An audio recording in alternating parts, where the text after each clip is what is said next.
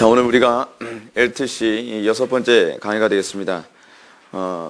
성령 세례와 부흥이란 무엇인가? 라고 하는 부분을 우리가 오늘 시간 살펴보고자 합니다. 우리가 이 성령 세례에 관한 이 가르침은 굉장히 논란도 많고 탈도 많습니다. 여러 가지 성령 세례에 관한 그 입장이 있는데, 성령 세례에 관한 입장에서 우리 개혁주의의 그 입장은 주로 이제 중생이고 성령 세례다라고 하는 그런 개념이죠. 제가 이 중생 이끌고 성령 세례라고 하는 이 입장에 관해서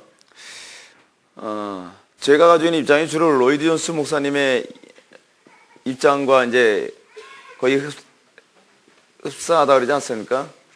로이드 존스 목사님 입장을 추구하는 문제에 관해서 제가 좀 고민을 좀 많이 했습니다. 그리고 과연 어느 것이 더 성경적인가라고 하는 그 부분에 관해서 제가 좀 고민을 많이 했습니다. 그런데 이 부분에 관해서 제가 요번에 시드니에 갔다 오고 나서 좀 더 묵상하면서 좀 더 정확하고 좀 더 분명한 입장이 다시 좀 체계가 잡혔습니다.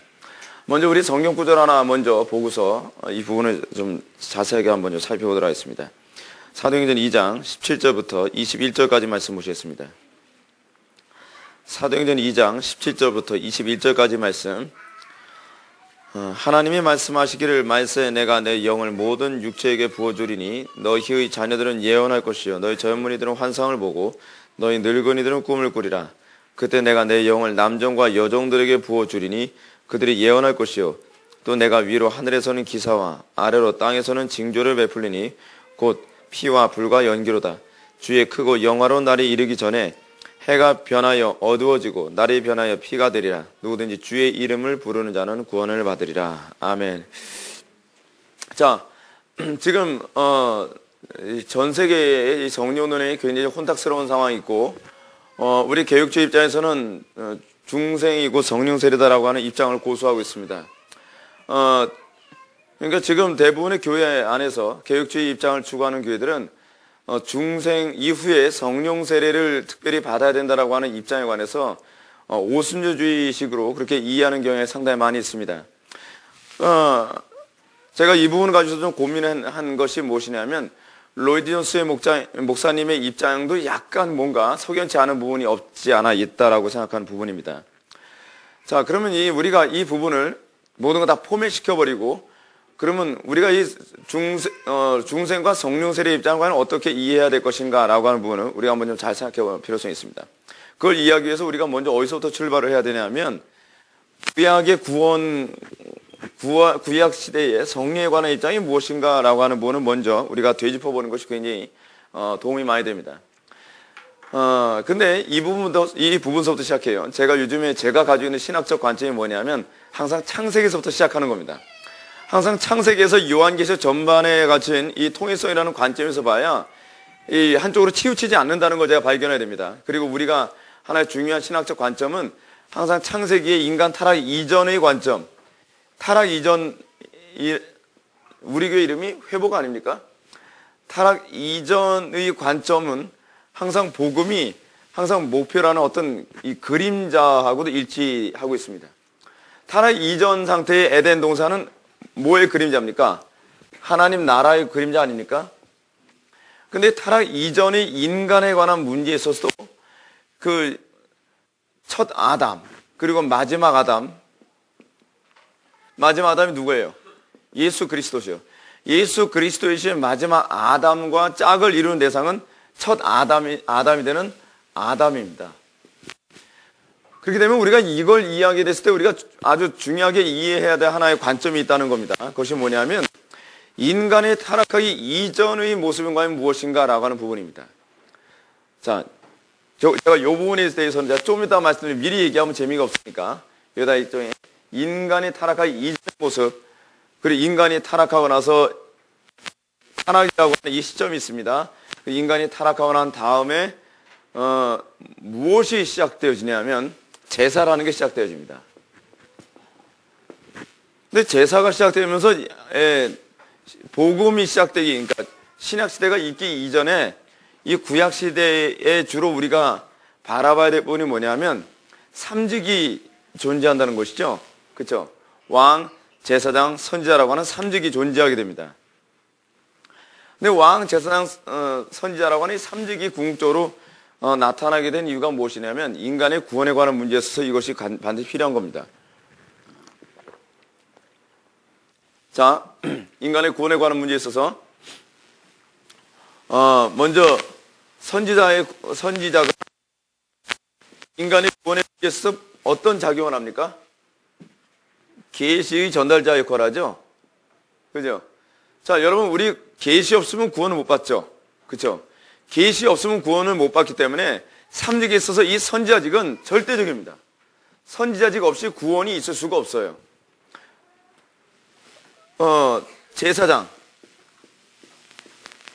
제사장은 무엇을 기초로 해서 제사를 합니까? 계시를 근거로 해서 제사를 하죠. 그렇죠? 이 제사장을 통해서 죄인과 하나님과의 관계에서 죄 문제를 해결해 준 사람이 제사장 아닙니까?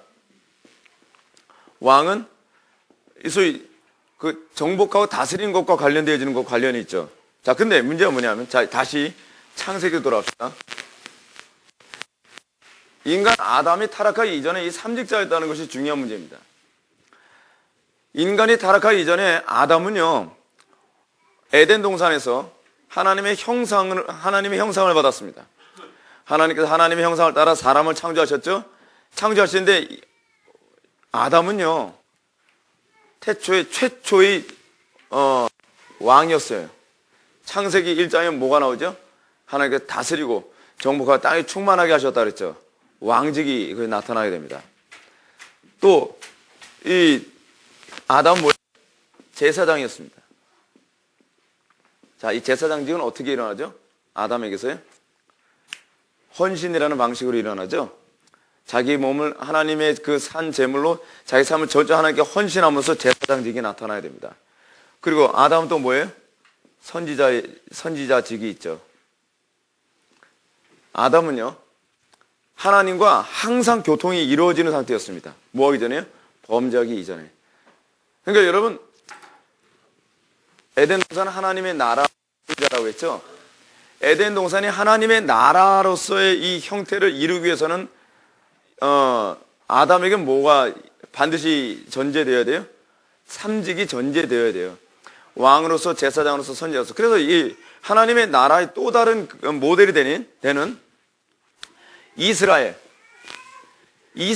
하나님의 나라를 이루기 위해서 항상 타락해서는 반드시 존재해야만 하는 삼직이 있었죠. 왕, 제사장, 선지자예요. 왕, 제사장, 선지자라고 하는 이 삼직은요, 하나님의 나라가 존재하기 위해서는, 하나님의 나라가 건전하게 존재하기 위해서는 반드시 있어야 돼요. 자, 그런데 문제가 뭐냐면 구약시대 얘기를 해야만 해요. 그래야 우리가 신약을 이해하는 데 도움이 많이 되죠. 근데 이 삼직이 어떻습니까? 불안정합니까? 안정적입니까? 불안정하죠. 옛 아담과 하와가 타락하기 이전에는 삼직이 바르게 섰기 때문에 아담과 하와의 사역은 온전한 사역이 가능했는데, 아담과 하와가 타락하는 다음부터는 삼직이 어떤 현상이 나타나면 마치 파편처럼 딱 나눠져요. 누구는 왕이고, 누구는 제사장이고, 누구는 선지자라고 하는 이 삼직이 따로따로 돌아다닙니다. 근데 문제가 뭐냐면, 여러분, 만약에 선지자가 타락합니다. 그럼 이스라엘은 하나님의 나라가 됩니까? 안 되죠. 왜 안 되죠? 거짓 계시가 계속 나오거든요.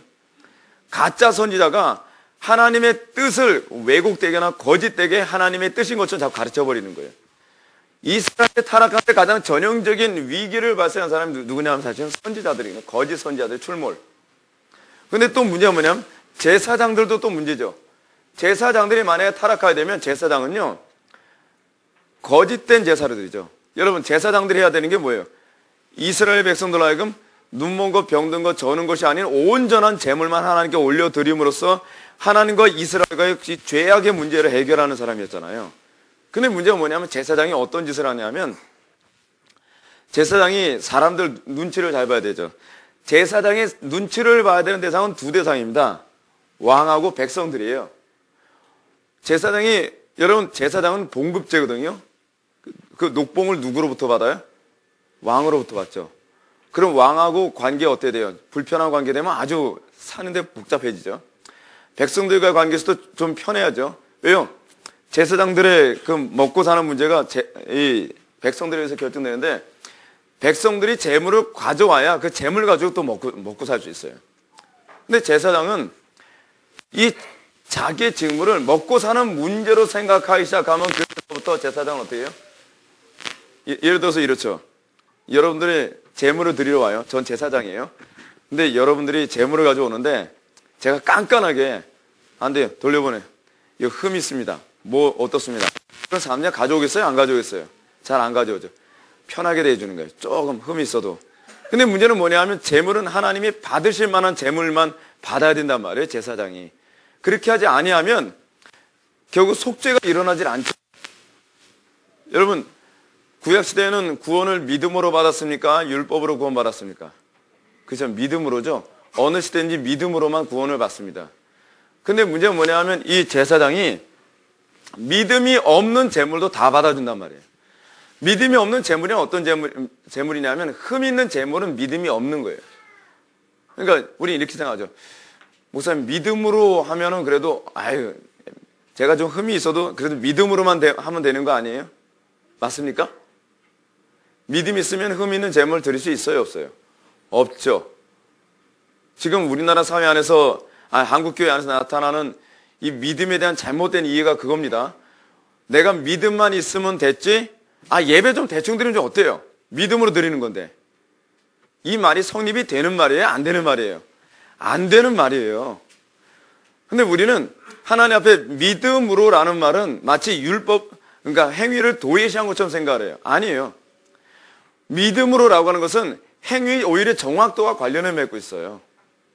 우리는 율법으로 구원받는 거 아닙니다. 틀림없이 율법으로 구원받질 않아요.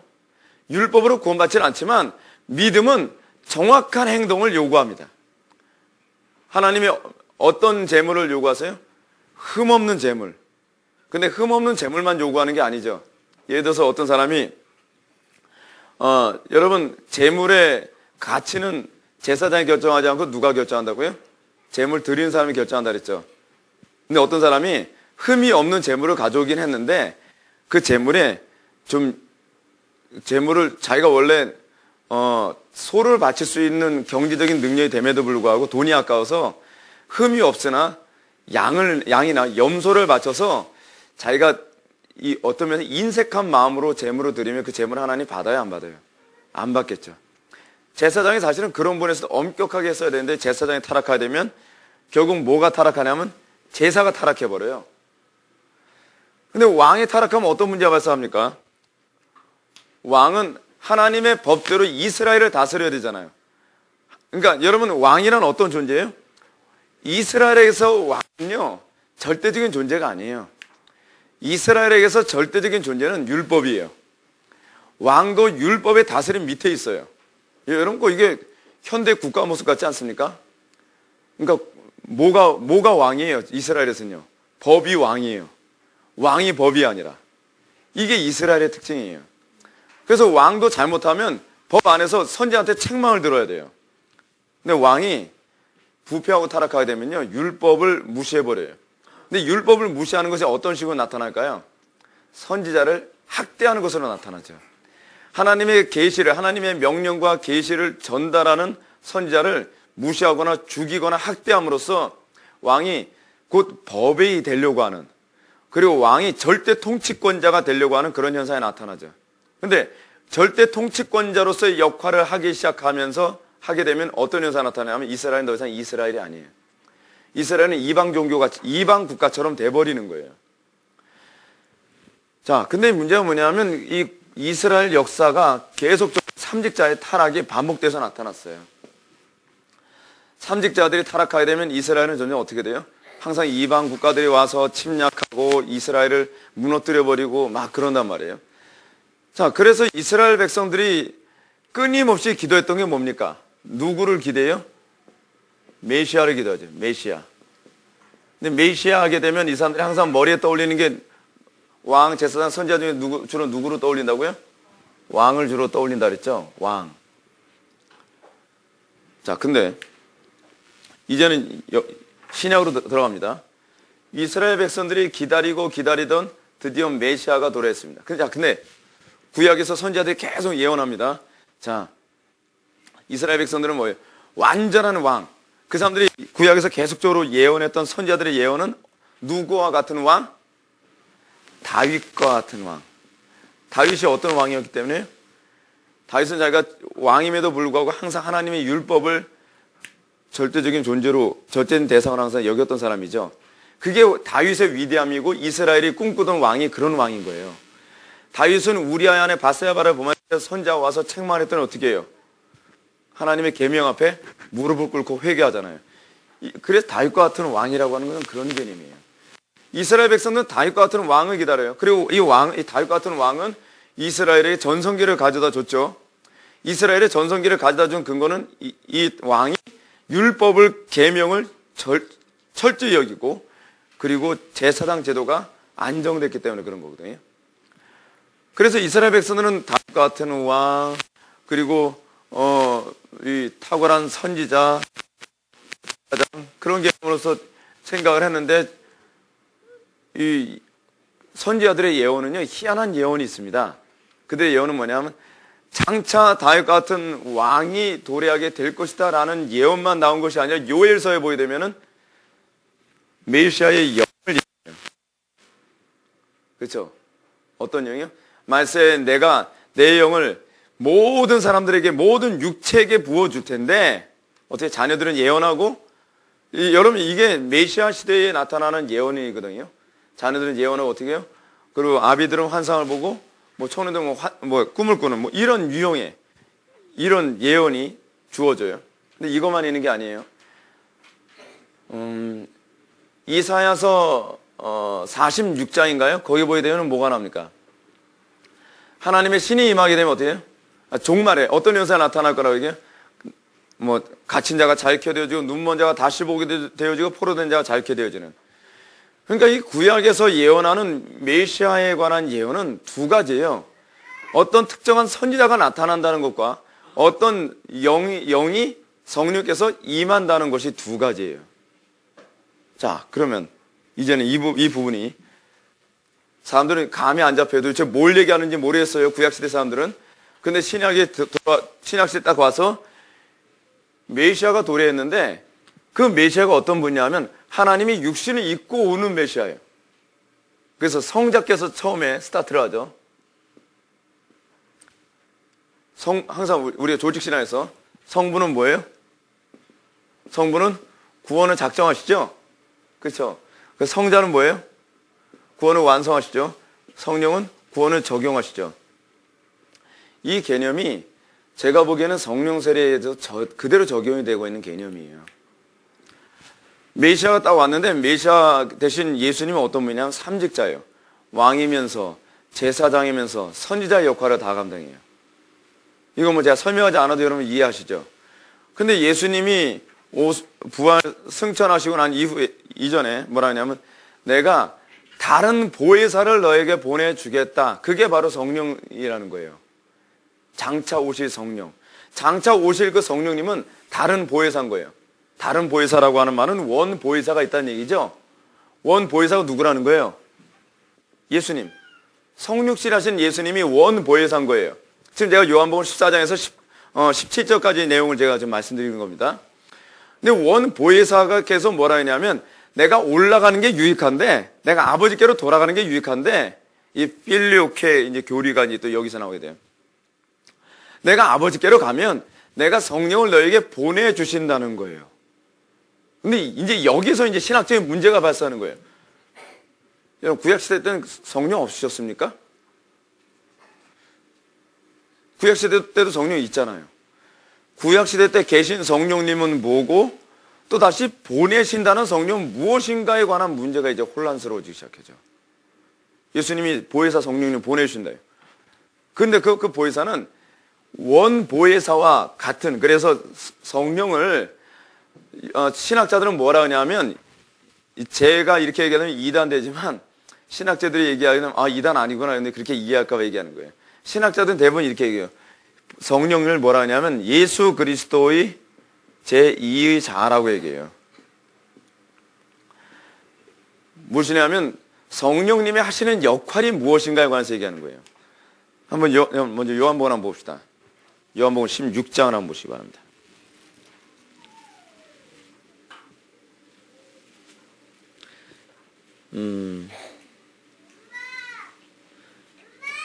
16장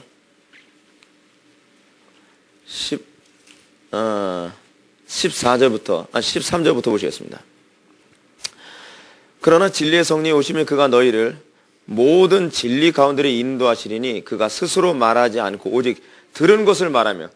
여러분, 이 보혜사 성령의 특징이 뭐예요? 스스로 말하지 않아요. 스스로 말하지 않는다는 것은 무슨 얘기예요? 성경에도 없는 얘기를 하는 분이 아니라는 거예요. 요즘 은사주의자들 문제가 그거 아닙니까? 뭐 성령 받았다, 뭐다라고 얘기하는데 성경에도 없는 이상한 얘기 자꾸 한단 말이에요. 이건 성령이라는 거예요? 아니라는 거예요? 아니라는 걸 한 방에 증명해 주는 거예요. 그래서 좀 더 보실까요? 첫 번째는 뭐냐? 진리의 성령이 오시면 너희를 모든 진리 가운데로 인도하는 게 첫 번째고요. 두 번째는 뭐냐? 스스로 말하지 않고 오직 들은 것을 말하며 장래일을 너희에게 알리게 하신다는 겁니다. 근데 14절 보면 그 누구예요? 성령님이죠. 성령님이 내 영광을 나타내리니. 여러분, 내 영광, 그리스도의 영광을 나타낸다는 거예요. 성령님이 하시는 일이 뭐냐면 그리스도의 영광을 나타내는 게 성령님이 하시는 일이에요. 여러분들이 성령 받으면 어떤 현상이 나타나야 돼요? 은사를 행하고 뭐 삐까뻔쩍 그렇게 하는 것이 아니라, 여러분들이 성령 받으면 이제 제자들에게도 그렇게 말씀하시는 겁니다. 너희들이 성령 받으면 너희들에게 나타나 성령 받은 증거는 뭐냐면 너희들에게서 그리스도가 드러나게 된다는 거예요. 여러분, 이게 성령 받으면 가장 전형입니다. 기적을 행했다, 뭐 병을 고친다, 그거는 다 2차적인 문제고, 실질적으로 여러분들에게 성령이 나타나게 되면, 성령이 임하시게 되면 여러분들에게 나타나는 것이 뭐냐면 그리스도를 증거하는 것이어야만 돼요. 그리스도가 나타나는 것이어야 돼요. 여러분들의 말에서, 여러분들의 행동에서, 여러분들의 인격에서 그리스도가 드러나게 하시는 것이, 그게 성령이에요. 그러면서 내 영광을 나타내니 내 것을 가지고 너희에게 알리시겠습니다. 무릇 아버지께 있는 것은 다 내 것이라. 그러므로 내가 말하기를 그가 내 것을 가지고 너희에게 알리시려 하였노라. 반복해서 계속 뭐라 그러죠? 성령님은 다른 보혜사로서 자기를 드러내지 아니하고 예수 그리스도를 드러내는 일을 위해서 보내심을 받은 게 성령님이에요.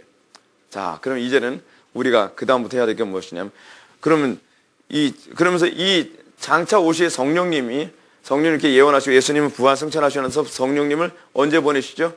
오순절날 보내시죠. 오순절날 성령님이 임하시고 나서 제자들이 성령을 받고 나자 제자들에게 나타나던 특징이 무엇이냐면, 예수님에게서 나타나던 특징이 그대로 다 나타나는 거예요. 예수님이 하셨던 복음 증거를 하시는 사역에서 예수님에게서 나타났던 평가가 제자들에게도 그대로 다 나타나죠. 어떤 평가요? 이제 단편적인 예로 바리새인들과 서기관들은 논쟁을 합니다. 공회에 잡혀서 논쟁을 하는데 예수님에게도 뭐라고 얘기합니까? 예수님이 너무나 탁월하게 말씀을 잘하시니까 이가 어떤 사람인가? 아무것도 배운 것이 없는 범인, 보통 사람인데 이 지식이 어디서 나왔는가, 그 얘기가 나오잖아요. 근데 그 얘기를 또다시 예수님의 제자들에게도 그 얘기가 나와요. 이거 성령 받았을 때 나타나는 특징이라는 거예요. 그리고 여러분들이 또 제자들에서 발견하는 게 뭐냐면, 제자들의 삶을 보고 다른 사람들이 예수 그리스도 자꾸 발견한 것과 관련해서 사도행전은 그것을 자꾸 얘기해요. 자, 그렇다고 된다면 오순절에 임한 성령은 어떤 성령이냐면 우리를 예수 그리스도와 연합하게 만드는 성령이라는 것을 알 수 있죠.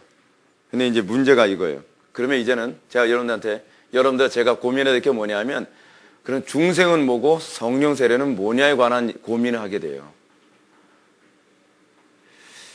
지금 오순절주의자들이나 로이 존스는 뭐라 했냐면, 중생 이후에 성령 세례 받아야 이렇게 된다라고 그 사람들은 주장을 하고 있어요.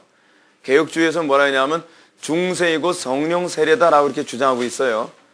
근데 제가 곰곰이 이 문제 가지고 생각을 해봤는데 중생이고 성령 세례가 맞는 것 같아요. 예, 약간 좀 헷갈릴 수 있습니다. 근데 헷갈리지 않아요. 전혀 헷갈리지 않아요. 오히려 여러분들이 이해하기 더 좋은 부분입니다. 중생이고 성령 세례인데, 그러면 구약시대 때 중생하는 것은 뭐고 신약시대 때 중생하는 것은 뭐냐에 관한 문제를 해결해야 돼요. 그렇죠? 여러분, 구약시대 사람들은 중생하지 않고 구원받았습니까? 어떻게 생각합니까? 아니죠. 중생했어요. 이건 대부분 신학자들이 다 인정하는 거예요.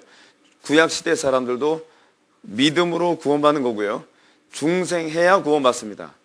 중생하지 않고 구원받을 수는 없어요.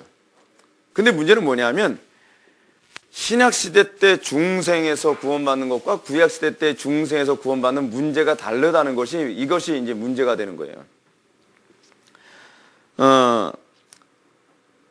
구약시대 때는요, 그들이 중생은 하나 삼직은 주어지지가 않는다는 게 문제가 있어요. 무슨 얘기냐면 신약시대 때 약속한 성령의 핵심은 뭐냐 하면 삼직 수여와 관련을 맺고 있다는 거예요. 구약시대 때 가장 심각한 딜레마가 뭐였죠? 삼직자들이 어떻게 해요? 타락한다는 거잖아요. 타락. 삼직자들의 타락이 결국 누구의 도래를 필요로 하는 거예요? 메시아의 도래를 필요로 했던 거란 말이죠. 근데 이 구약시대 사람들은 중생은 주어지지만 삼직은 주어지지 않고 삼직은 특정한 누구에게만 주어지는 문제였어요. 왕이란 사람에게 그래서 삼직이 어떤 식으로 주어져요? 예를 들어서 사울이 왕이 딱 되면 어떻게 해요? 그 사람의 순간적으로 삼직이 주어졌다가 왕직이 주어졌다가 하나님 앞에 부수냐면 그 기름 부으심이 사라지잖아요. 이 기름 부으심과 관련을 맺고 있습니다. 기름 부음.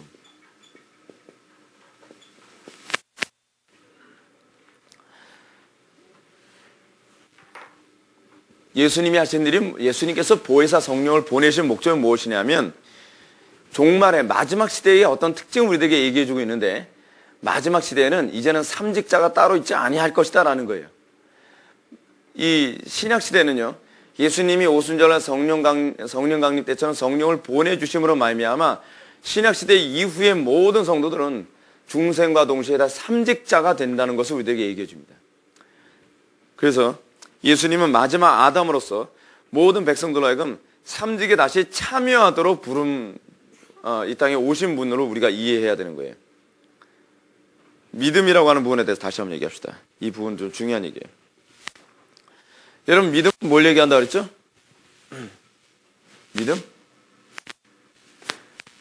믿음은 우리가 쉽게 정의를 내서 자꾸 제가 반복해서 여러분한테 말씀드리죠. 믿음이란 예수 그리스도와 뭐예요? 연합하는 것. 구약시대에도 뭐로 구원받아요? 믿음으로 구원받죠.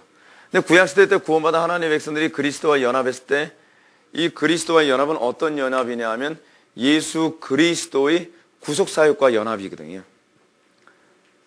근데 신약시대에 와서는 믿음으로 구원을 받는데 그 구원을 받음이 구속사역, 예수 그리스도의 구속사역과의 연합이 아니라 이제는 예수 그리스도의 기름 부으심이라고 하는 삼직과 연합되어지기 하도록 하신 거예요. 그래서 여러분, 예수 그리스도의 장차 오실 메시아의 특징은 뭐라 하냐면 영원히 하나님의 백성들을 떠나지 않은 신으로, 그러니까 임마누엘로 오시지 않습니까? 임마누엘로 온다는 개념은 이젠 더 이상 성전 제사가 필요 없고 성전에 하나님의 임재가 필요 없으며 교회가 곧 성전이 된다는 개념이에요. 우리가 성전이 되는 것이죠. 그래서 이제는 성도 안에서, 그러니까 교회 안에서 이미 왕직, 제사장직, 선지자직이 여기서 다 완성되어져 버리는 거예요. 제가 오늘 컨디션이 안 좋아서 제가 말하기도 힘들고 우리가 굉장히 중요한 얘기 하는 건데 여러분들 좀 힘들어하는 것 같아서 좀 그러네요. 그런데 이제 문제가 뭐냐면 우리가 여러분들 먼저 한번 읽어봅시다. 사도행전 1장 8절 말씀 한번 보시겠습니다. 예수님께서 오순절날 약속한 성령 부어주심을 어떤 식으로 표현하고 계신가? 여러분들 잘 아는 성경 구절 다 같이 한번 읽어보시겠습니다. 시작. 오직 성령이 너에게 임하시면 너희가 권능을 받고 예루살렘과 온 유대와 사마리아와 땅까지 이르러 내 증인이 되리라 하시니라. 아멘. 여기서 보게 되면 성령이 어떻게 임해요? 너희 위에. 그러니까 여러분, 약속한 성령의 특징은요, 어떤 성령이냐 하면 중생하고 관련을 맺고 있지 않은 것이 아니라 이제 신약시대의 성령의 특징이 뭐냐면 중생을 하는데 중생과 동시에 삼직이 부여되어지는 성령으로 이해하는 것이 저는 옳다고 봅니다. 그래서 여러분, 우린 만인 제사장 소리 많이 하잖아요.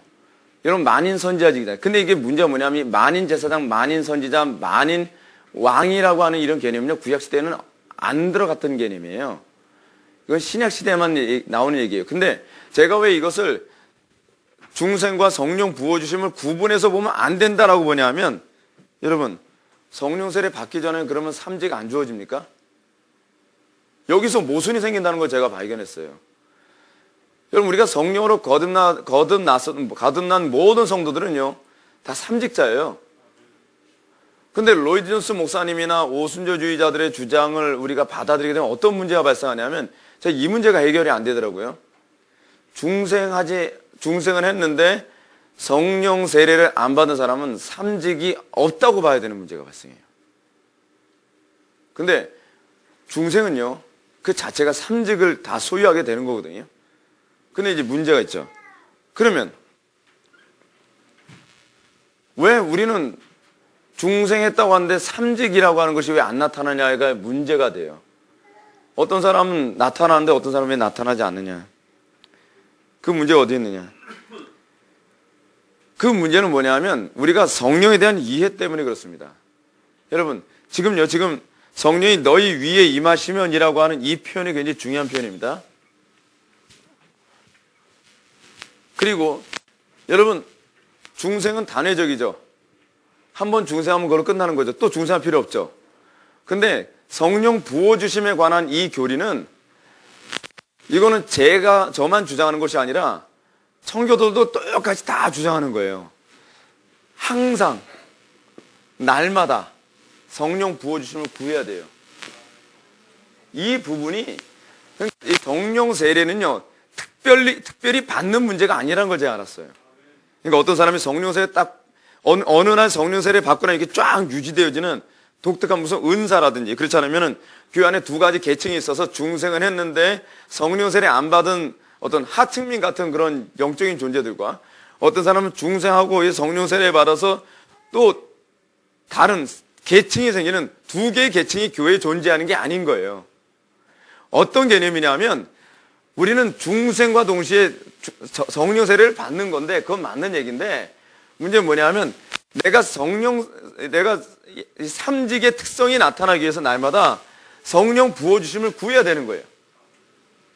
근데 우리는 어떤 현상이 나타나냐면, 교회 안에서 중생은 강조하는데 중생한 이후에 날마다 성령 부어주심을 구하는 가르침을 안 주고 있단 말이에요. 근데 그것을 잘 보여주는 것이 어디 있냐면 사도행전 4장으로 넘어가겠습니다. 사도행전 2장입니다. 2장 1절부터 3절. 먼저 2장 1절부터 3절 보게 되면, 오순절 날이 이름에 그들이 다 한 곳에 모였더니 호련히 하늘로부터 어떻게 해요? 성령이 약속한 성령이 부어주시는 방법은 하늘로부터 급하고 강한 바람 같은 소리가 있어서 사람들에게 임하죠. 성령 부어주시는 방식은 꼭 위로부터 임해요. 자, 그 개념이 또 어디 나오냐면 사도행전 4장 보시기 바랍니다. 3장. 사도행전 3장에서 잠깐만요. 4장 맞습니다. 4장 27절부터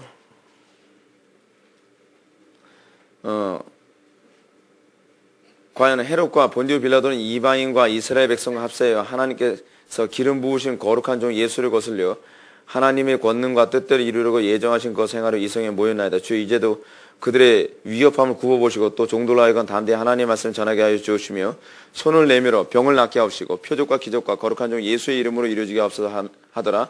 빌길 다음에 모인 곳이 진동하더니 무리하다 성령이 충만하여 담대히 하나님의 말씀을 전하니라. 지금 반복적으로 좀 뭘 받고 있습니까? 성령 부어주심을 계속 경험하고 있죠. 근데 성령 부어주심에 관해서 다시 한번 사도행전 1장 8절을 보면 좀 헷갈립니까? 제가 말씀드리는 거 어렵지 않죠? 오직 성령이 너희 위에 임하시면이라고 하는 이 헬라어 의미, 헬라어에서는 이게 번역은 너희에게라고 번역을 했는데 헬라어의 원 의미는 너희 위에 임하심이에요. 너희 위에 임하시며라고 하는 것은 시편 2편과 관련을 맺고 있는 표현이에요. 시편 2편은 어떻게 해요? 시편 2편은 왕권 위임식에 관련된 얘기인데 항상 기름 부음을 때 어떻게 해요? 머리에 기름을 부어서 왕 임직식을 하잖아요. 왕 또는 제사장 또는 선지자를 임직할 때 머리에 기름을 부어서 임직식을 한단 말이에요. 근데 신약시대에 와서는 우리가 예수를 믿는 모든 사람들은 다 삼직자임에도 불구하고 우리가 이 삼직자로서의 직능이 나타나기 위해 우리가 날마다 추구해야 될 것이 무엇이냐 하면 반복하여 날마다 성령 부어주심을 날마다 구해야 된다는 겁니다. 우리가 위로부터 성령 부어주심을 날마다 구했을 때 우리에게 삼직이 선명하게 나와요. 근데 오늘날 우리는 어떻습니까? 기도 잘 안 하잖아요. 네. 날마다 우리는 하나님으로부터 은혜를 구하지 않잖아요. 근데 여러분 어떻습니까? 우리가 여러분들 기도 생활 하시는 분들 하면서 여러분 느끼신 분들이 있을지 모르겠는데 우리가 날마다 왕직은 뭐라 그래요? 우리 삶 속에서 날마다 우리 환경과 여건을 다스리고 정복과 땅에 충만한 이 왕직은 날마다 기도하지 않고서 이게 유지가 안 돼요. 제사장직은 뭐로 표현할 수 있어요? 하나님께 대한 헌신. 선지자직은 어때요? 하나님의 말씀에 대한 이해와 또는 전도. 근데 사도들은요, 이걸 위해서 날마다 구하라고 했거든요. 사도들은 날마다 이걸 위해서 끊임없이 기도했고, 날마다 능력을 구했고, 날마다 지혜를 구했고, 전도해. 그래서 사도 바울이 어떤 표현이 나옵니까? 내가 입을 열어 주의 복음을 담대히 증거할 수 있도록 나를 위해서 기도해달라. 그러니까 여러분, 우리는 이런 문제가 요즘 발생하고 있습니다. 만인 제사장, 만인 선지자, 만인 삼직 얘기하는데 문제는 뭐냐? 이게 다 관념처럼 여겨지잖아요. 다 추상적으로 여겨지잖아요. 삼직자라는 말은 나오는데 아무도 그렇게 사는 사람이 없어요.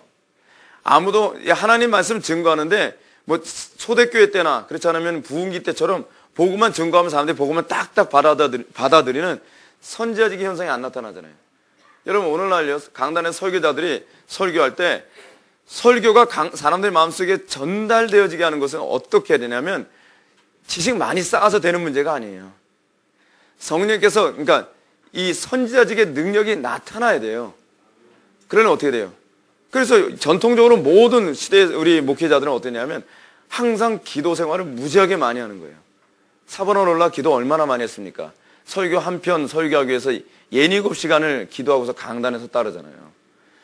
근데 오늘날 왜 강단 설교 죽어버렸냐면 강단 설교하기 전에 하나님으로부터 선지자직으로서의 능력이 임하게 해달라는 기도를 너무나 안 하는 거예요. 너무나 안 하는 거예요. 강단 설교는 이론과 지식의 문제가 아니라 하나님께서 그 선지자로서의 직능을 감당하게 만드시는 능력과 관련을 맺고 있거든요. 근데 이거는 강단 설교만의 문제가 아니에요. 여러분들이 안 믿는 사람들을 만났을 때 전도 어떻게 해야 돼요? 사연이 달달달 외워서 여러분들 머리만 믿고 전도하면 됩니까? 그러니까 안 되는 거예요. 삼직이라는 건 그렇게 주어지지 않아요. 왜냐하면 삼직은 항상 구약시대에도 여러분 어떻습니까? 성령과 관련된 표현이잖아요. 그죠? 그래서 예를 들어서 이 구약시대도요. 사울 왕이나 다윗이 기름 부음을 받고 난 다음에 그에게 뭐가 임했다 그래요? 성령이 딱 임했다 그러잖아요. 성령이 임하고 난 다음에 항상 뭐라 하냐면 이전과 다른 사람이 됐다고 얘기해요. 이게 사울에게서 나타났고 다윗에게도 나타난 문제예요. 그래서 여러분들 이거 느끼지 않습니까? 여러분들은 그거 느끼지 안 느끼지 모르겠는데요. 제가 기도를 충만하게 하고 강단에 딱 쓰면 강단에 쓰기 이전하고 저하고 다른 사람이 된 것 같은 느낌이 들 때가 굉장히 많이 있어요.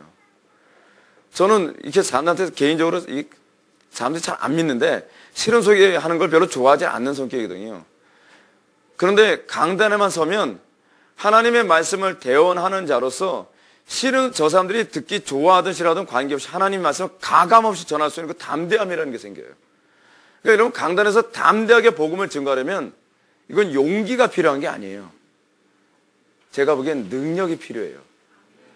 그러니까 사울 왕이 어떤 현상이 나타났습니까? 왕으로서의 직능이 딱 주어지고 나자 뭐가 없어져요? 두려움이라는 게 없어지잖아요. 겁이 없어지잖아요. 담대하게 왕으로서의 직능을 행하잖아요. 근데 이게 구약의 삼직자들의 특징이에요. 선지자도요. 근데 선지자의 특징은 어때요? 선지자는 사람이 세웁니까? 하나님이 직접 세우십니까? 선지자만 하나님이 세워요. 선지자만요. 근데 사람이 세운 선지자가 몇 명 있어요. 누구예요? 엘리사. 엘리야가 엘리사에게 기름을 붓고서 선지자로 세우지 않습니까? 그럼 몇몇 사람 이외에는 다 하나님이 직접 세운단 말이에요. 그리고 그렇게 하나님으로부터 부름받아서 딱 됐을 때 자기가 부름받기 이전의 선지자의 모습과 부름받은 이후의 선지자의 모습이 싹 달라져 버립니다. 근데 이 모습이 어디서도 나오냐면 신기하게도요, 사도들에게도 그대로 나타나요. 사도들이 어떤 현상이 나타나냐면 사도들이 공회에 잡히거나 어떤 문제가 발생했을 때 갑자기 그들에게 성령이 임하는 거예요. 성령이 임하면서 갑자기 이전에 생각지 못했던 말을 하고 이전에 어떤 담대함이 생기고 이전에 어떤 능력이 그들에게 생겨서 주의 말씀을 담대히 증거하게 만든다는 것이죠. 그게 무슨 얘기예요? 오늘날 교회 안에서 선지자직이라고 하는 것 또는 왕직이라고 하는 것, 여러분들 예를 들어서 왕직과 관련해서 제가 말씀드린다면 이렇습니다. 여러분 직장 상사라든지 가정에서 예수 안 믿는 부모라든지 그렇다면 여러분들 캠퍼스에서 하나님 말씀대로 순종하고 하나님 말씀을 지키려고 했을 때 여러분 기도 생활 안 하면 어떻습니까? 담대해집니까? 안 담대해집니까? 안 담대해지잖아요. 속된 말로 쫄잖아요. 근데 우리가 기도를 많이 해야 되는 이유가 뭐냐면 이 왕직과 관련을 맺고 있어서 그래요. 기도를 많이 하면 세상이 무섭지가 않은 거예요. 마치 사울 왕이 하나님의 신이 임했을 때 블레셋의 어떤 군대들도 하나도 무섭지 않게 담대하게 전쟁을 치를 수 있었던 것처럼 우리가 날마다 하나님께 기도해서 성령의 기름 부으신 가운데 있게 될 때에 우리의 신앙을 박해하는 사람들과 만남에 있어서 두려워지지 않고 말할 바를 알게 하시고 오히려 그들을 꺾는 마치 왕처럼 정복하는 현상이 나타나요. 정복. 가정을 정복하고요. 사회를 정복하고 그리고 인간관계를 믿음으로 정복할 수 있는 힘이 생긴단 말이에요. 근데 문제가 기도를 안 하니까 이 경험이 교인들한테 없는 거예요. 안 믿는 사람들 만나면 뭘 말해야 될지 떠오르지도 않고 그러니까 자꾸 어떻게 성경 공부 더 해야 된다는 거예요. 더 많이 배워야 돼. 제가 사람들 어떻게 전해야 될지 몰라서요. 성경 공부가 더 필요해요. 근데 여러분 성경 공부하면 좀 나아집니까? 솔직히 얘기해서요. 신학교 공부가 사실 목사한테 밖에서 기본 가장 짧은 코스가 7년이잖아요. 학부 4년하고 신대원 3년이에요. 여러분 7년 공부해도 전도 못하는 사람들 태반이에요. 뭘 말해야 될지 모르는 사람들이 태반이란 말이에요. 그럼 무슨 얘기예요? 지식의 문제가 아니라는 거예요. 그 여러분들 머리 나쁜 사람은 전도 못합니까? 그것도 아니잖아요. 근데 어떤 사람이 이런 사람이 있어요. 신기한 걸 제가 본 적이 있습니다. 어떤 사람 별로 교리도 안 배웠고요. 지식도 잘 없어요. 별로 아는 게 없어요. 근데 처음에 딱 거듭나고 나서 성령을 세게 받은 사람이 있거든요. 전도 잘해요. 전도 잘해요. 여러분 처음에 은혜 초창기에 받은 사람들 전도 잘한 거 여러분 많이 보지 않습니까? 근데 시간이 지나면서 전도를 못해요. 시간이 지나면서 뭘 말해야 될지 몰라서 전도 못한다는 얘기 숱하게 합니다. 그 사람 과거에 전도 잘했던 사람이었거든요. 근데 시간이 지나면서 왜 못할까요? 처음에 은혜 받았을 때는요, 어떤 현상이 나타나냐면 마치 하나님의 신이 처음 임한 것과 같은 담대함이 생겨요. 근데 기도 생활 안 하면 그게 좀 사그러들기 시작해요. 기도 생활 안 하면 어떻게 전도해야 되지? 나 과거에 성경 공부 안 배웠을 때도 그때도 전도 잘했는데 지금 왜 전도가 안 되는지 모르겠어. 그래서 담대함도 안 생기고 사람들 보면 자꾸 무섭고 왜 그러지? 왜 그러겠어요? 날마다 기도를, 그러니까 성령 부어주심을 구하지 않아서 그래요. 날마다 우리에게 말할 바를 알게 해달라. 선지자직으로서의 직능을 감당할 수 있도록 또 세상의 그 포악한 이 세상과 접했을 때 세상을 이길 수 있는 왕직으로서의 직능을 감당할 수 있도록 뭐예요? 성령 부어주심을 구해야 돼요. 지금 제가 왜 사도행전 4장을 봤습니까? 사도행전 4장에서 사도들이 지금 온 왕들과 그리고 제사장의 무리들이 사도들을 공격하고 핍박하잖아요. 그러니까 이 사람들이 기도하니까 어때요? 또 진동이 일어나면서 위로부터 성령 부어주심이 또 나오잖아요. 그래서 어때요? 담대히 복음을 증거했더라. 항상 성령님께서 강력하게 임하시고 난 다음에 담대히 복음을 증거했더라. 그리고 환경을 정복했다. 그리고 하나님의 말씀 말할 바에 왕, 제사장, 선지자직이 다 나오는 거예요. 여러분 기도 안 하고서 여러분 헌신이 됩니까? 제사장직 나와요? 헌신해라. 여러분 아무리 설교 들어도 헌신 안 되죠. 왜 안 됩니까? 그 사람 힘으로 되질 않아요. 문제가 여기 있어요. 아까 하던 얘기 다시 돌아갑시다. 창세기로 다시 돌아가요. 왜 우리는 마지막 때 그 예수 그리스도께서 출현하시고 그분이 모든 육체에게 성령 부어심이 반드시 필요한가? 타락 이전에 인간 아담은요, 그 자체로 충만했던 사람들이거든요. 그들은 왕으로서, 제사장으로서, 선지자로서 충만했던 거예요. 근데 예수님의 도래는 무엇이냐면 결국 첫 아담의 이 모습으로 우리를 다시 돌려보내는 거예요. 오히려 이때보다 더 탁월한, 이때는 타락할 수 있는 가능성이 존재한 아담이었지만 마지막 아담이신 예수 그리스도와 연합되어진 우리는 타락할 가능성이 없는 더 온전한 은혜를 받은 존재예요. 그것이 바로 그리스도인이거든요. 근데 그거 뭐로 이루어져요? 믿음으로 이루어지죠. 근데 그 믿음이 어떻게 강화됩니까? 예수님께서 말씀하시잖아요. 기도 외에는 이런 유가 나갈 수 없느니라. 변화산에서 예수님이 그 부분이 잘 나타나죠. 변화산에서 예수님께서 선지자와 엘리야와 모세하고 대화를 나누고 난 다음에 딱 내려왔더니 제자들이 귀신 못 쫓고 버벅대고 그랬잖아요. 근데 예수님이 명령하셔서 귀신 다 쫓고 난 다음에 제자들이 묻지 않습니까? 왜 우리는 쫓지 못했나이까? 믿음이 없는 영고라. 마태복음에서 그렇게 얘기해요. 또 다른 성경에서 뭐라 해요? 기도 외에는 이런 유가 나갈 수 없느니라. 그럼 이런 믿음, 이런 담대한 믿음, 또는 하나님의 말씀을 증거할 수 있는 믿음, 그리고 헌신할 수 있는 이 믿음, 이거 다 믿음과 관련되어진 거거든요. 믿음은 뭐이기 때문에 그래요? 예수 그리스도와 우리를 연합시키는 거니까. 궁극적으로 우리가 연합되지 않으면 이 담대함이나 이 능력이 나오질 않아요. 그럼 궁극적으로 이 믿음으로써 예수 그리스도와 연합하게 되는 이 믿음은 무엇으로 가능하냐? 기도 외에는 이런 이유가 나올 수 없는 거예요. 그러니까 여러분 항상 성령론과 항상 관련해서 이런 데 빼놓으면 안 되는 것이 뭐냐면 항상 기도론이에요. 그래서 제가 오늘 이 시간 여러분한테 또 소개해주고 싶은 것이 뭐냐면 주기도문이에요. 주기도문. 주기도문의 새로운 입장을 잡으십시오. 주기도문은 하늘에 계신 우리 아버지여 이름이 거룩히 여김을 받으시오며 나라의 마옵시며 뜻이 하늘에서 이룬 것이 땅에서도 이루어진다. 근데 이 주기도문의 내용을 가만히 이렇게 보면요, 우리들에게 뭘 요구하고 있는 기도냐면 삶으로서 직능 잘 감당하게 해달라는 내용들이에요. 사실은요, 삶적으로서의 직능을 잘 감당해달라고 하는 이 주기도문의 요약이 마태복음 어디예요? 6장 33절. 3절 뭐예요? 너희는 먼저 그의 나라와 의를 구하라. 삼직이잖아요, 삼직. 마태복음 6장 33절 보면 너희는 먼저 그의 나라와 그의 의를 구하라. 그러면 이 모든 것을 너에게 주리라. 근데 너희는 먼저 그의 나라와 그의 의를 구하는 거, 이거 결국 뭐예요? 삼직이거든요, 삼직. 근데 어떻게 그의 나라와 그의 의를 구해요? 우리가 왕으로서, 제사장으로서, 선지자로서 이 직능을 제대로 감당해야만 그의 나라와 그의 의를 구할 수 있어요. 선지자적인 그 관점 없이 여러분 그의 뜻이 알아집니까? 우리 이성을 알아줘요? 안 되잖아요. 우리 하나님의 뜻 알기 위해서 어떻게 해요? 항상 기도하잖아요. 그다음 하나님의 뜻 알기 원합니다. 무엇과 관련되어 있어요?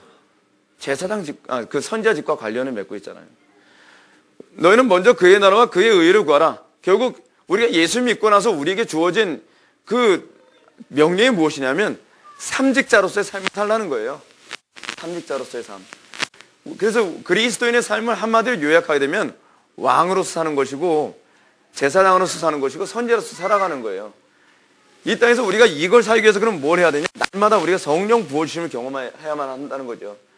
근데 이 성령 부어주심이 어떤 현상에 나타나냐면, 항상 기도할 때 성령 부어주심이 누구에게 임하고 누구에게는 안 임하잖아요. 근데 우리가 항상 성령 부어주심을 어찌하든지 그 부어주심 살 수 없다는 것을 고백하게 될 때 하나님께서 간헐적으로 그의 뜻과 그의 주권에 의해서 부어주신단 말이에요.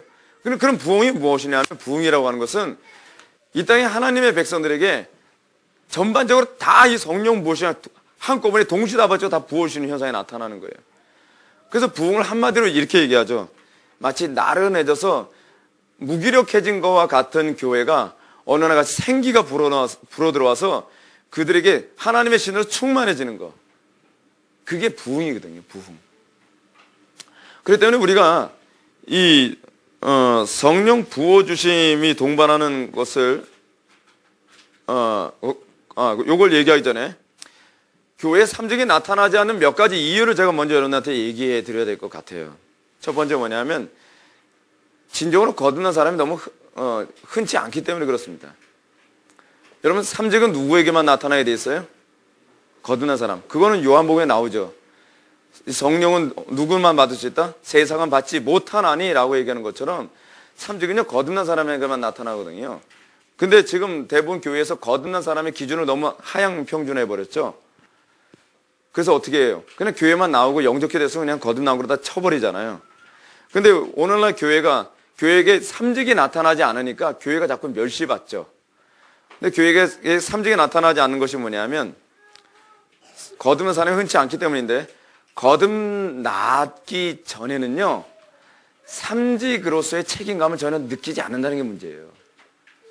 여러분들 성령으로 딱 거듭나면 항상 뭐부터 오는지 아십니까? 내가 삼직자라는 의식은 안 생겨도요, 삼직적인 삶을 살아야 된다고 하는 이쪽에 본능 같은 게 생겨요. 그 사도 바울이 뭐라고 해요? 항상 자기가 나에게 이 은혜를 주신 것은 뭐 때문에? 소명을 위한 부름이라고 얘기하잖아요. 근데 성도들에게 소명을 한마디로 얘기하면 뭐예요? 삼직자로 살아가는 거거든요. 왕으로서, 제사장으로서, 선지자로서 살아가는 거예요. 거듭나지 않은 사람에게는요, 아무리 삼직자로 살아가라 해도 자기 본성에 맞지가 않아요. 난 그렇게 살고 싶지 않다는 거예요. 본성에 맞지 않으면 어떤 형상이 나타납니까? 성령 부어주심을 구하지 않는 거죠. 성령 부어주심은요, 어떻게 해야 날마다 성령 부어주심을 날마다 경험하냐면, 내 속에 삼직자로서 살고자 하는 열망이 먼저 앞서야 돼요. 근데 삼직자로서의 열망이 내 속에서 뭔가 끌어오르는데, 내가 삼직자로서의 이 소명들이 안 사라지니까 더 하나님께 뭘 구해요? 성령 구하게 되고, 능력 구하게 되고, 성령 부어주심을 구하는 가운데 성령 부어주심을 근거로 살아가게 됐을 때 삼직자로서의 직능으로 살아가게 되거든요. 근데 문제는 뭐냐면, 오늘날 상담소 교인들에게 거듭나지도 않으니까 이걸 아무리 얘기해도 가슴에 와닿지가 않는 거예요. 자기 본성이. 두 번째가 뭐냐면, 거듭났으나 성령 부어주심을 사모하지 않기 때문이에요. 그 뭐냐면, 안 가르쳐서요. 거듭난 사람들이 본성에는 뭔가 삼직자로서 살아가야 되는데 성령 부어주심을 구하면 안 된다라고 가르친 교회들이 너무 많아요. 근데 청교도 때는 성령 부어주심을 날마다 구하도록 가르쳤거든요. 그래서 청교도 시대 때는 이 교회가 장난이 아니게 굉장히 강력했던 이유가 뭐냐면, 거듭난 성도들에게 성령 부어주심이 당위성에 가서 끊임없이 가르쳐서 그렇거든요. 그러니까 여러분 뭘 기도해야 돼요? 여러분 날마다 성령 부어주심을 날마다 구해야 돼요. 성령 부어주심 여러분 구하지 않고서요, 여러분들 아무리 거듭났어도 세상을 이길 재간 없어요. 저부터도 요번에 시드니 사역 가지 않았습니까? 시드니 사역 딱 갔는데, 사실은 제가 이렇게 시간상을 따져보면 주일날 저녁에 출발하다 보니까 주일날 기도하는 거 낮에밖에 기도 못하고 저녁에 기도 못했잖아요. 그리고 갔는데 아침에도 기도 못했잖아요. 왜냐하면 밤새도록 잠도 못 자고 비행기 타고서 10시간 지나서 그 다음날 아침 7시에 딱 도착을 해서 곧바로 픽업돼가지고 뭐 밥 먹으러 다니고 뭐 구경하고 하다 보니까 기도할 시간이 전혀 없잖아요. 그러고 난 다음에 저녁 때 완전히 녹초돼서 잠들고 난 다음에 그 다음날 아침에 설교하려고 하니까 힘이 안 나는 거예요. 힘이. 성령 부어주시면요, 사도들만 보더라도 항상 성령 부어주심을 날마다 구했거든요. 날마다. 그러니까 몰았다가 좀 구하고 안 구해도 되는 문제가 아니라, 우리 신화의 선배들은요 항상 성령 부어주심을 매일 구했던 거예요. 그래서 사도 바울도 쉬지 말고 기도하라라고 하는 그 말씀에 그것까지 다 포함된 거죠. 그리고 나서 낮 예배 때 설교하려고 하니까 일단 체력 떨어져, 그리고 성령 부어주심이 일단 느껴지지 않으니까 힘과 의욕이 안 나는 거예요. 그래서 여러분 중보기도도 굉장히 중요한데요, 장본인이 성령 부어주심 구하지 않으면 이게 안 나타나요. 이게요. 근데 그리고 나서 이거 안 되겠다. 제가 저녁 집회 딱 끝나고 난 다음에 이렇게 했다가는 요번 집회 완전히 초토화 되겠다. 안 되겠다. 근데 이게요, 이 호주 체력 좋은 사람들은 그런 거 잘 못 느끼겠지만 저 같은 경우에는 호주 딱 갔는데요, 북쪽에서 적도 지나서 남쪽으로 내려왔잖아요. 근데 이 적도를 지나게 되면은 이런다 하지 않습니까? 물을 부어도 하수구에 물 내려가는 방향이 달라진다 하잖아요. 시계 방향으로 돌다가 밑으로 시계 반대 방향으로 돌아간다. 적도에서는 신기한 게 뭐냐면 못고챙이 위에다가 계란을 올려도 계란이 쓴대요. 신기하지 않습니까? 근데 사람의 몸이 그거에 반응을 하는 거예요. 적도 반대쪽으로 가니까요. 피로가 이게 없어지지가 않은 거예요. 너무 피곤, 너무 피곤. 피로하고 싸우는 것도 보통 문제가 아니에요. 근데 제가 피곤하다고 해서 잠 잤다가는 이 시드니 사역 완전히 꽝 치겠더라고요. 안 되겠다. 기도 시간 없으면 내가 새벽에 일어나서라도 기도하자. 권사님들 와가지고 뭐 하고 싶은 얘기 많으니까 막 12시까지 기도하는데 뭐 얘기 안 해줄 수도 없고요. 대화하다가 12시 끝나고 샤워 빨리 끝내고 이 안정제 먹고 빨리 자고서 그 다음에 새벽 아침 일찍 일어나서 한 6시쯤에 일어나서 1시간이라도 더 기도하는 거예요. 그 1시간 동안 뭐 구하냐면 성령 부어달라는 기도만 계속 하는 거예요. 성령 부어주십시오. 성령 부어주십시오. 성령 부어주시면 없이는 못합니다. 못합니다. 그리고 나니까 그 오전 집회부터 확 달라져 버리는 거예요. 그리고 나서 점심 먹고 난 다음에 저녁 집회 앞두고서는 나 안 먹어도 좋으니까 제발 좀 돌아가라고 해서 사람들 다 보내고 저 혼자서 예배당에서 집회 전까지 계속 기도해요. 성령 부어주심을요. 그래서 신기한 게 뭐냐면 여러분들 그거 많이 느끼시길 바라는데 성령 부어주심을 구하잖아요. 뭘 얘기해야 될지 뭘 써서 막 한두 끝 없이 솟구쳐요. 머릿속에서. 또 성령 부어주심 나타나는 현상이 뭐냐면 담대함이 생겨요. 그러니까 여러분들은 어떤 일 잘 모를 텐데요. 설교자가 회중들을 보면서 싫은 소리 하려고 하면요. 무서워서 못해요. 사람 눈이 얼마나 무서운지 아십니까? 근데 성령 부어주심을 딱 경험하고 나면요. 사람이 안 무서워요, 사람이. 하나님밖에 무서운 게 없어요. 그러니까 제가 이 구약시대 선지자들이나 그렇지 않으면 이 신약시대에 많은 설교들 목숨 걸고 설교한 사람들 보면은 아, 이래서 그 설교가 가능했구나라는 걸 그걸 제가 많이 느껴요. 성령 부어심이 딱 오니까 담대함이 생기면서 가슴이 뜨거워지는 거예요. 아, 요번 오후 집회 때 뭔가 역사가 일어나겠다. 막 확신이 오고요. 빨리 그 시간 왔으면 좋겠다. 죽었어. 완전히 이런 마음이 막 오는 거예요, 막. 그러니까 성령 부어주심이 그렇게 중요합니다.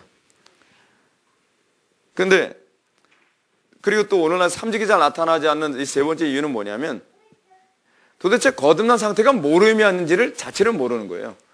거듭난 사람이 삼직자로서 살아가야 된다고 하는 그 개념이 뭔지조차도 모르는 거예요.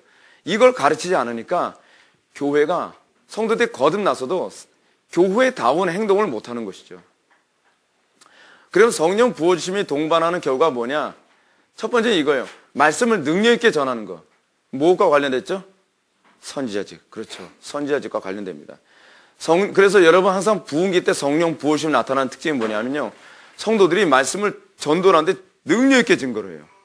말 못하는 사람은 없어요. 왜냐하면 그때 말하게 하시는 이는 내가 아니라 내 속에 계신 성령이라. 그 말씀 그대로예요. 그렇게 돼요. 그 두 번째는 뭐예요? 전적으로 헌신할 마음이 생깁니다. 전적으로 헌신한다면 뭐와 관련되죠? 제사장직과 관련되죠.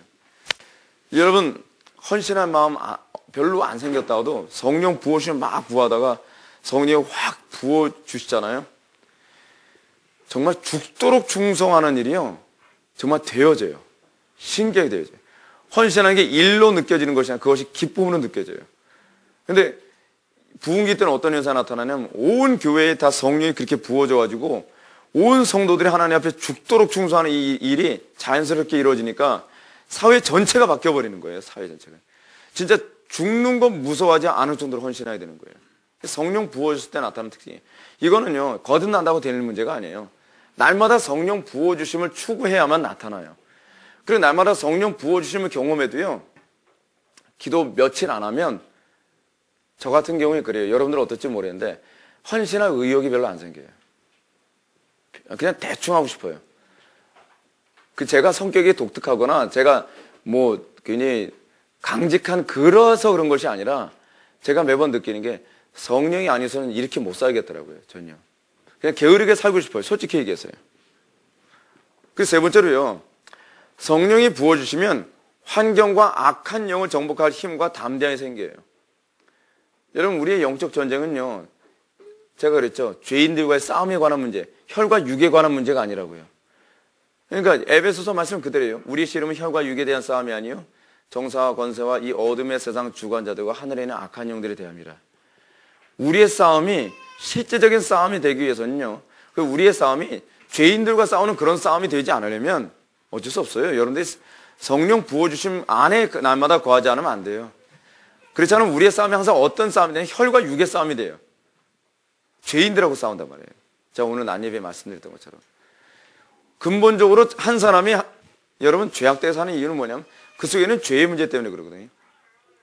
그러니까 제가 오늘도 그런 말씀드렸죠.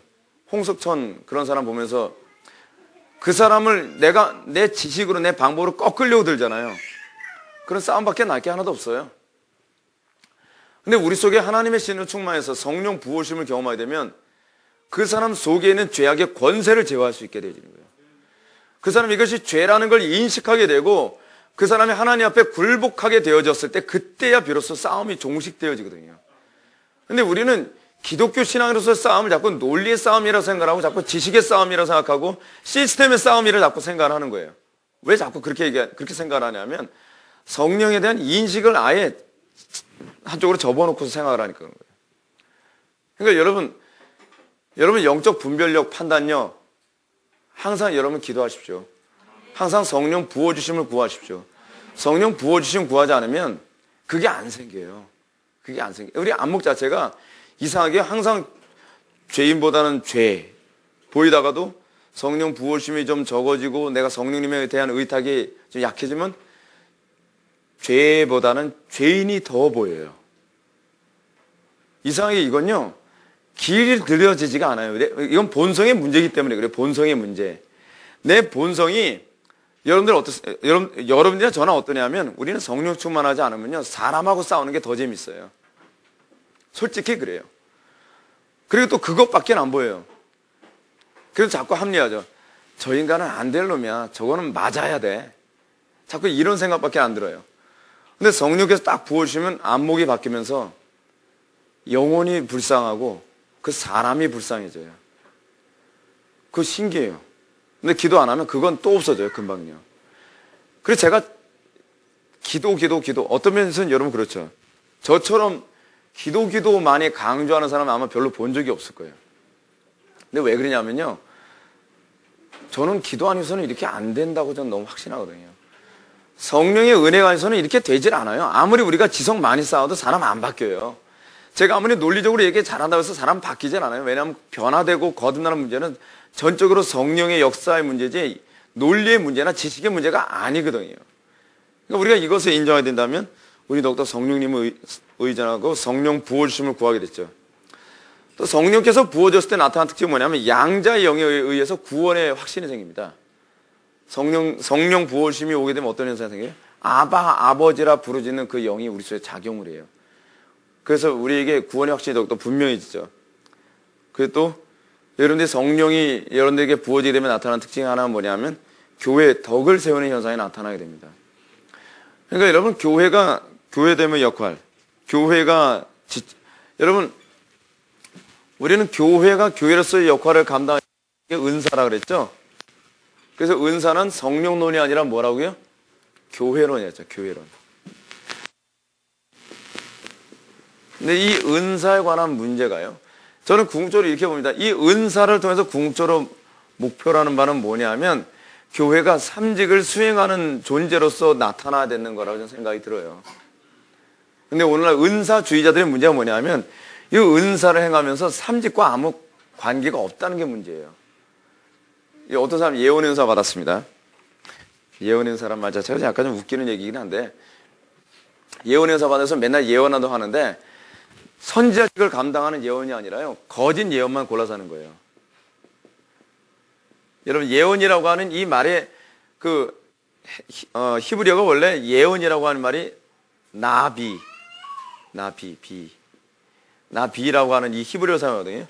이 나비라고 하는 이 히브리어의 원 의미가 어떤 의미냐면 대언한다는 말이거든요. 받아서 전한다는 얘기예요.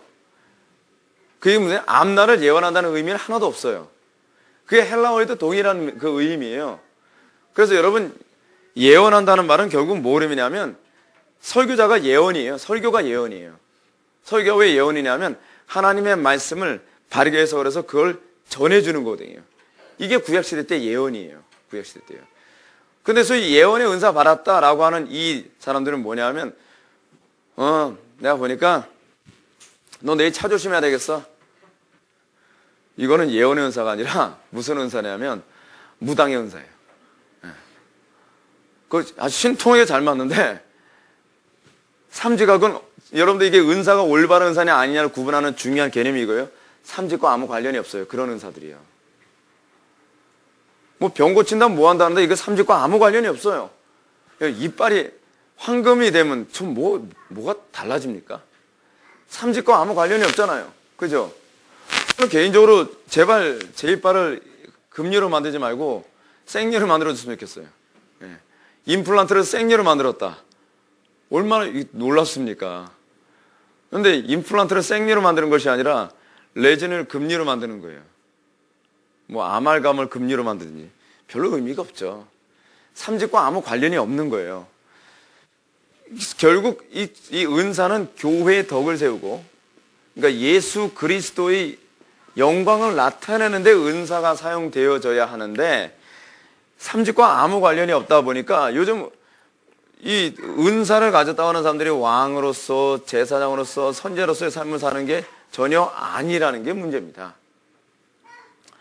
그래서 여러분, 실제로 이 부흥이 일어나서 나타난 문제를 다루고 있는 성경이 어떤 성경인지 여러분 아십니까?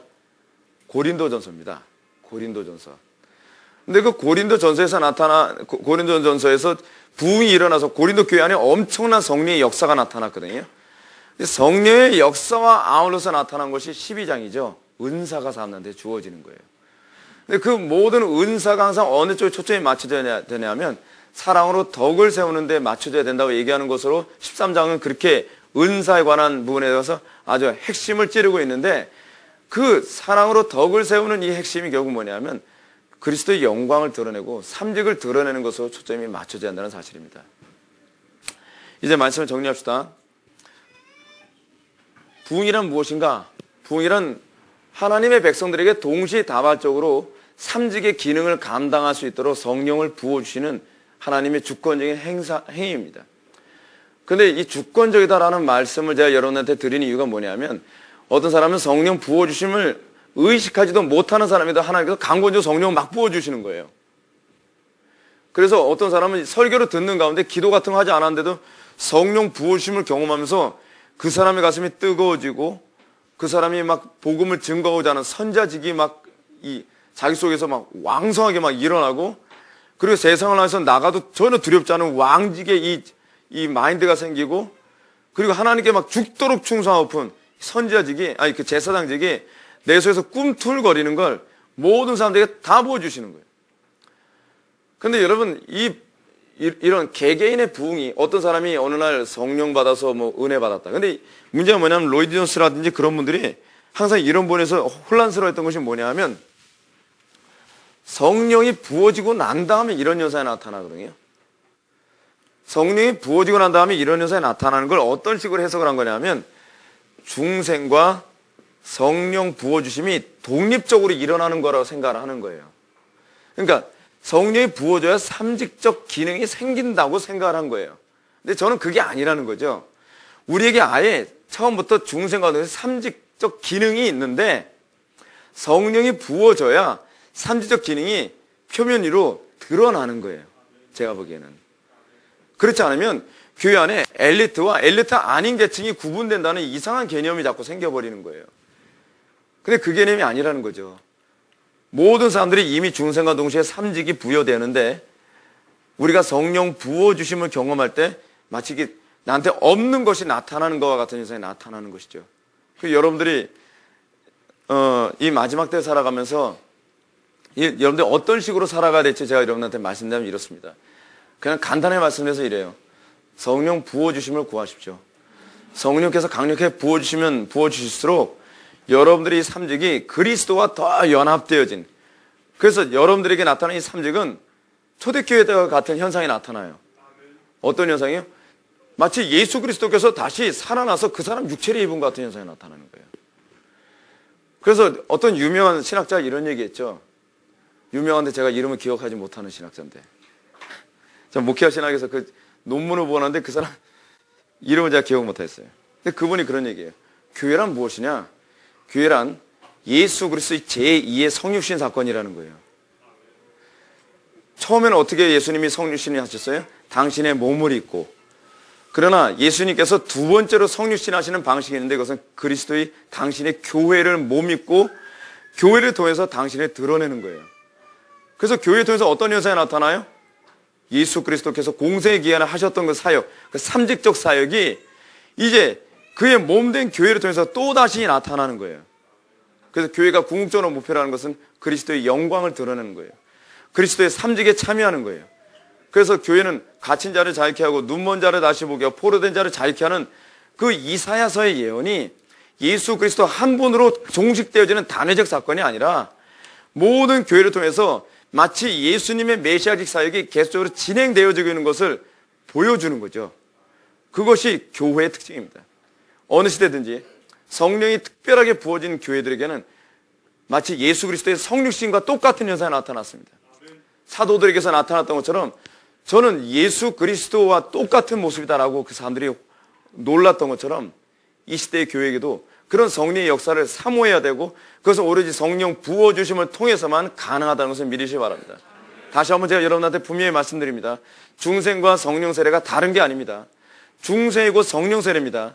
근데 여러분들이 중생 이후에 이런 현상이 나타나지 않는 건 안 나타나도 되는 문제가 아니라 날마다 우리가 성령 부어주심을 여러분들이 사모하지 않고 성령 부어주심이 교회에게 왜 필요한지를 알지 못해서 그래요.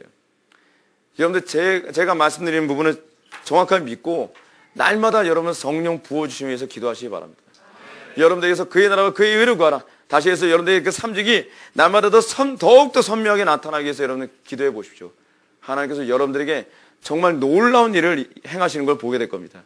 여러분들이 가는 곳마다 정말 다스리고 정복하는 땅에 충만하고 또 안면의 사람들 만나면 내가 무슨 말을 해야 될지 그때마다 알게 하시는 선지자직이 나타나고 그리고 내가 이전에도 없었던 그런 헌신과 충성이 정말 힘들고 피곤한 것이 아니라 오히려 여호와를 앙망하는 자는 독수리의 날개치며 올라감과 같을 것이요 소년도 피곤하고 장정도 피곤하나 여호와를 앙망하는 자는 피곤치 않고 곤비치도 아니하리라라고 하는 이 말씀이 머리로가 아니라 이제는 전인격적으로 이해되는 걸 여러분 경험해야 될 것입니다. 그것은 여러분들이 약속한 성령 부어주심을 날마다 구할 때 그때 나타나는 것을 믿으시기 바랍니다. 다시 기도하시겠습니다. 사랑이 많으신 하나님 아버지, 예수님께서 이 땅에 오신 목적이 그의 택한 백성들에게 삼직을 수여하시고 또한 그 택한 백성들을 통해서 당신의 그 놀라우신 삼직적 사역을 우리들에게 위임하여 주시며 그 일을 통해서 주님이 영광받기 원하심임을 다시 한번 깨닫게 해주심을 감사드립니다. 우리에게 믿음 주시고 우리가 날마다 성령 부어주심을 사모하게 하여 주시사 이 성령 부어주심을 통하여서 우리 각자의 삶 속에서 또는 교회의 전반적인 사역에서 이 삼직의 영광이 나타나게 하여 주옵소서. 예수님의 거룩하신 이름으로 기도 올려옵나이다.